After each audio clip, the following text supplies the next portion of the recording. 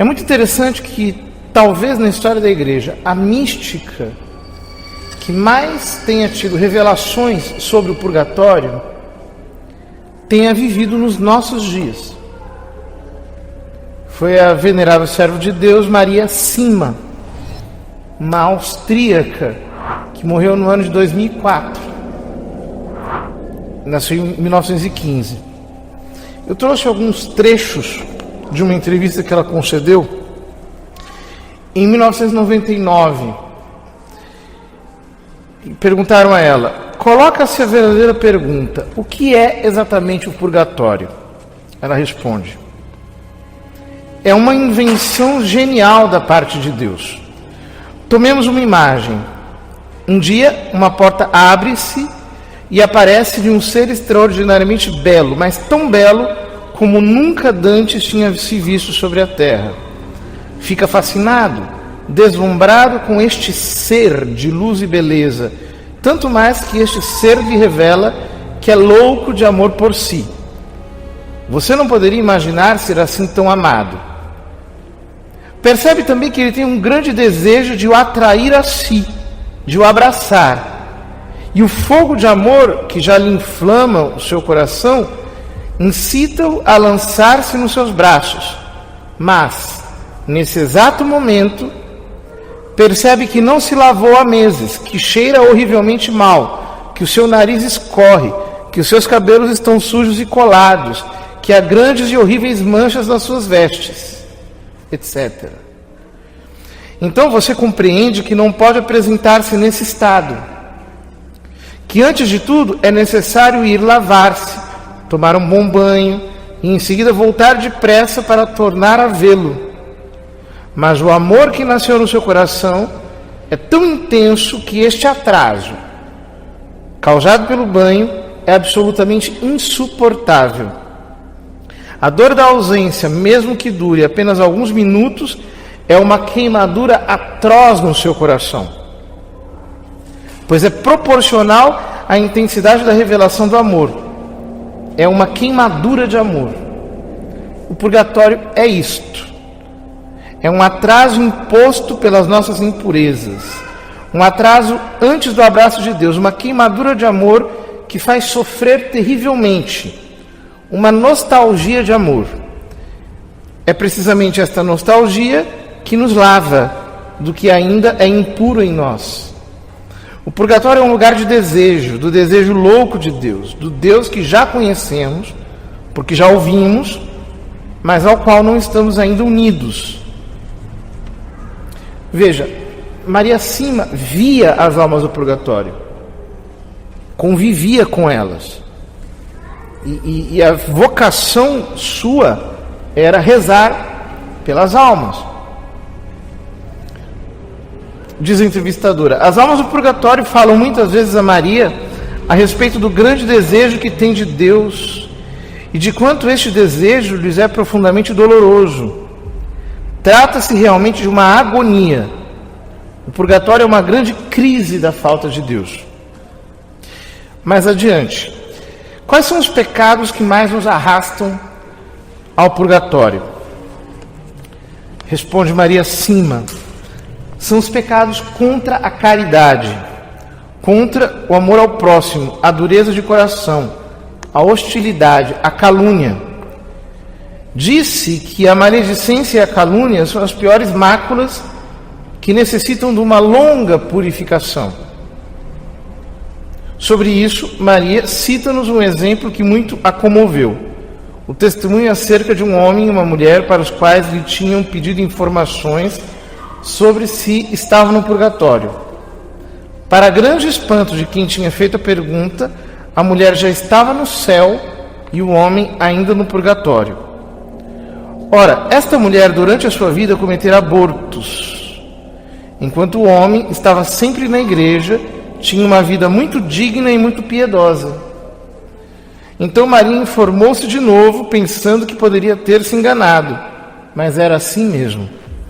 Eles morreram praticamente ao mesmo tempo, mas a mulher tinha tido um grande arrependimento e era muito humilde. E o homem criticava todo mundo, estava sempre a queixar-se e a maldizer. e por isso o seu purgatório foi muito longo. E Maria concluiu: não se deve julgar pelas aparências.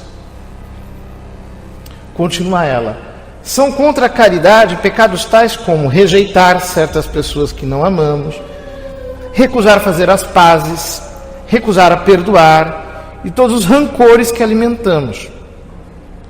Quanto a isto, Maria confiou-nos um testemunho muito surpreendente. Uma mulher que conhecia muito bem tinha morrido. Encontrava-se no mais terrível purgatório, com sofrimentos horríveis. Quando veio ver Maria, contou-lhe a razão.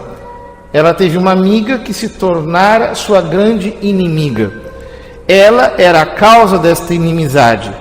Alimentou-a durante anos, ao passo que muitas vezes esta pessoa tinha vindo pedir-lhe perdão e reconciliação, mas ela sempre recusou o perdão até no seu leito de morte. Este fato é muito significativo. O rancor alimentado conduz a graves consequências. Quanto às palavras, nunca se dirá bastante o quanto uma palavra de crítica, de maledicência, pode realmente matar.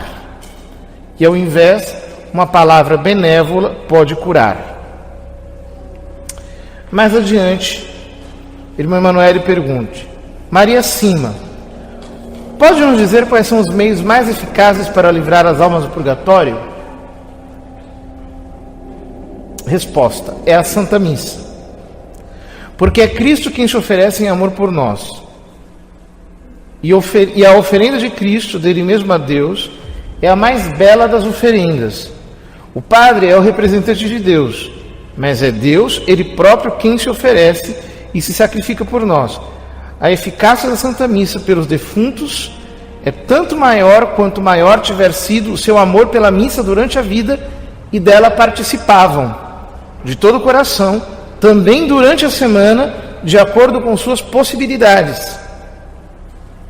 São estes que tiram grande proveito das missas celebradas pelas suas almas. Lá também colherão como tiverem semeado em vida. Coisa impressionante, né? Ou seja, quanto mais uma pessoa valoriza a missa na vida, tanto mais a missa lhe trará alívio no purgatório. Como Deus é justo, como Deus é perfeito. Continua Maria Cima: as almas do purgatório veem muito bem no dia do seu enterro se oram realmente por elas ou se fazem simplesmente um ato de presença. Elas dizem que as lágrimas não servem para nada, somente a oração pode ajudá-las. Queixam-se de que há pessoas que vão ao enterro sem dizer uma só oração por elas. Eis um exemplo dado pelo cura d'Ars aos seus paroquianos a respeito da missa. Meus filhos, um bom padre teve a infelicidade de perder um amigo que ele amava ternamente. Então orava muito pelo repouso de sua alma. Um dia, Deus fez-lhe saber que ele estava no purgatório e sofria horrivelmente. O santo sacerdote pensou que o melhor a fazer era oferecer o santo sacrifício da missa pelo seu caro defunto. No momento da consagração, tomou a hóstia nas mãos e disse: Pai Santo e Eterno, façamos uma troca. Vós tendes a alma do meu amigo que está no purgatório, e eu seguro o corpo de vosso filho que está em minhas mãos. Pai bom e misericordioso, libertai o meu amigo, e eu vos ofereço o vosso filho com todos os méritos da sua paixão e morte. O seu pedido foi atendido. Com efeito, no momento da elevação da hóstia, viu a alma do amigo toda radiante de glória que subiu ao céu. Deus tinha aceito a troca. Meus filhos, quando queremos libertar do purgatório uma alma que nos é cara, façamos o mesmo. Ofereçamos a Deus, pelo santo sacrifício, o seu Filho bem-amado, com todos os méritos da sua paixão e morte. Ele nada nos poderá recusar. Mais adiante, a entrevistadora pergunta: Maria, você foi convidada muitas vezes a sofrer pelas almas do purgatório, para libertá-las. O que é que viveu e experimentou nestes momentos? Resposta: a primeira vez uma alma perguntou-me se eu quereria sofrer por ela no meu corpo durante 3 horas. e depois disso eu poderia retomar o meu trabalho. Eu disse a mim mesma que se tudo estivesse terminado em 3 horas, poderia muito bem aceitá-lo. Tive a impressão de que essas 3 horas duravam 3 dias, de tal modo eram dolorosas. Mas no final, olhando para o meu relógio, vi que efetivamente se haviam passado apenas 3 horas. A alma disse-me que, aceitando com amor aquele sofrimento durante as 3 horas, eu lhe tinha poupado 20 anos de purgatório. Então a irmã Emanuele se assusta. Por que 3 horas de sofrimento na terra para 20 anos de sofrimento no purgatório? Responde Maria Sima: porque os sofrimentos na terra não têm o mesmo valor. Quando se sofre na terra, pode-se crescer no amor, pode-se ganhar méritos, o que não é o caso dos sofrimentos do purgatório, onde servem somente para nos purificar do pecado. Na terra temos todas as graças, temos a liberdade de escolher. Está vendo? Por isso não se queixe dos seus sofrimentos.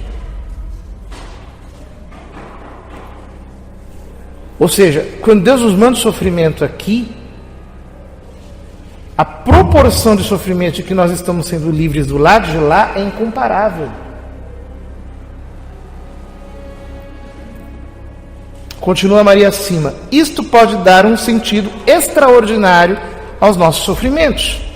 Oferecidos e acolhidos com paciência e humildade, assim como os menores sacrifícios que podemos fazer, podem ter um imenso poder para ajudar as almas.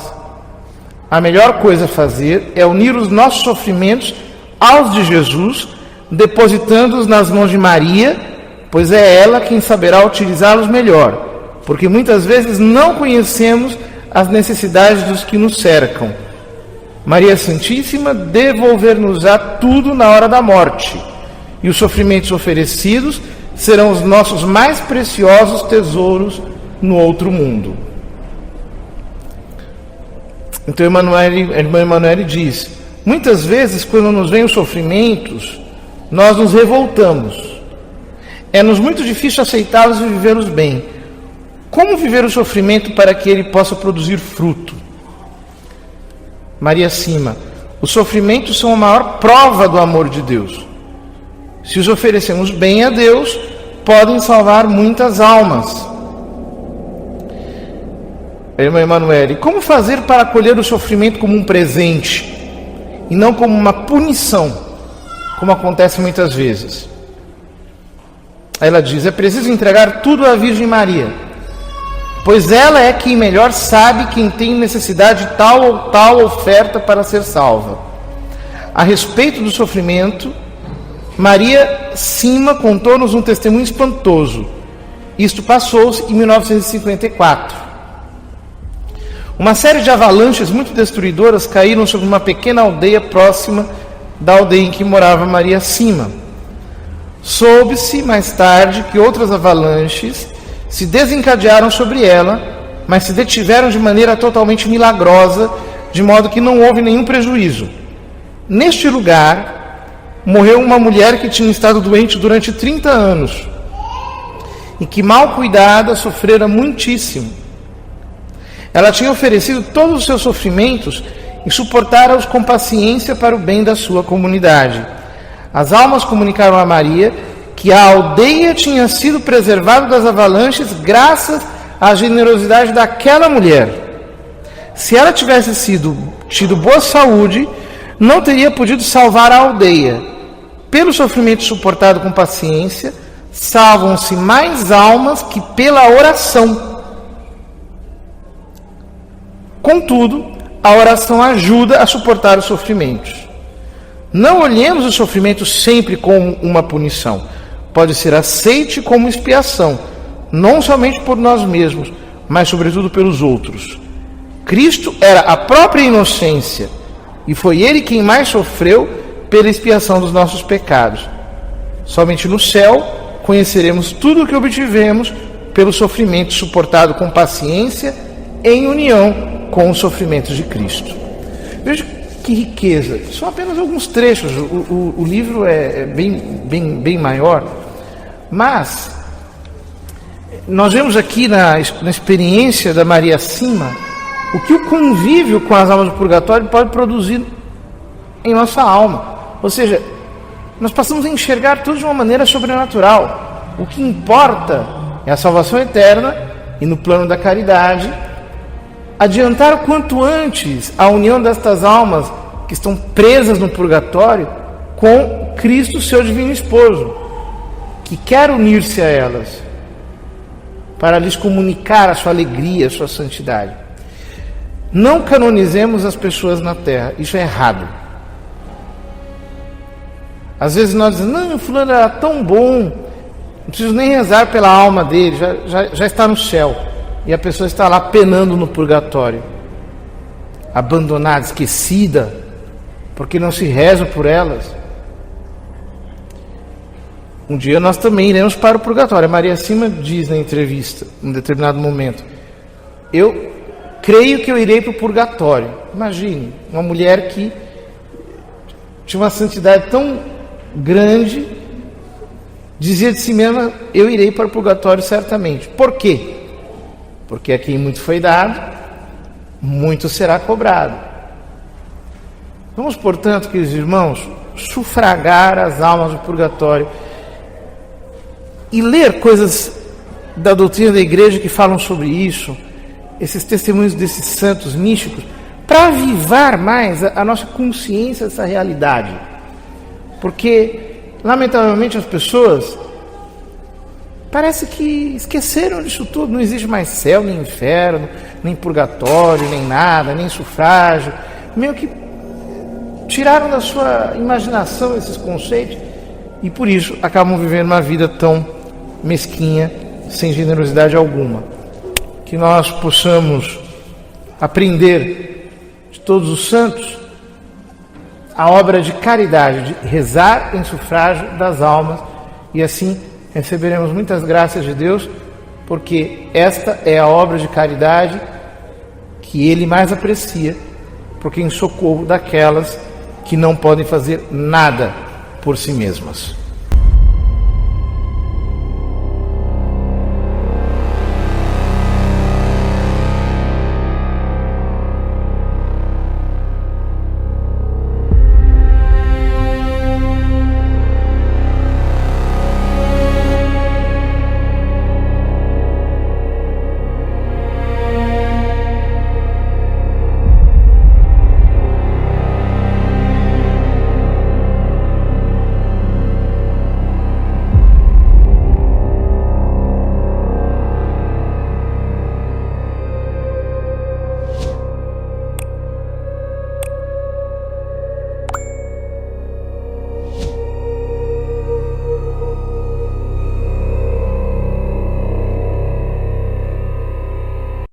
In nome del Padre, del Figliolo e dello Spirito Santo, e così sia. Sia lodato Gesù e Maria, e buonanotte a tutti.